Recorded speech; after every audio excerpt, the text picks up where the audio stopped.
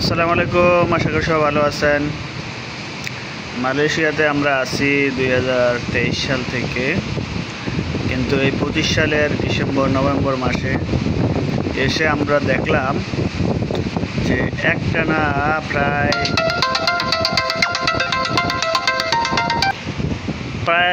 24 ঘন্টা প্লাস, আমার মনে হয় 30 ঘন্টা পার হয়ে গেছে, একটানা বৃষ্টি হচ্ছে। এই যে লেক, এখানে টুইন টাওয়ার আছে, বৃষ্টির কারণে দেখা যাচ্ছে না।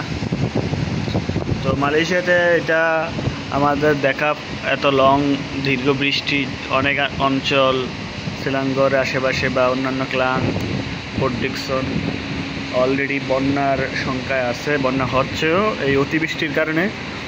মালয়েশিয়ায় অতিবৃষ্টির কারণে অনেক এলাকায় অ্যালার্ট জারি করে দিছে। তো মোটামুটি আমার দেখা এত দীর্ঘ বৃষ্টি হচ্ছে, যেটা এই যে মাটি যাচ্ছে দিকে,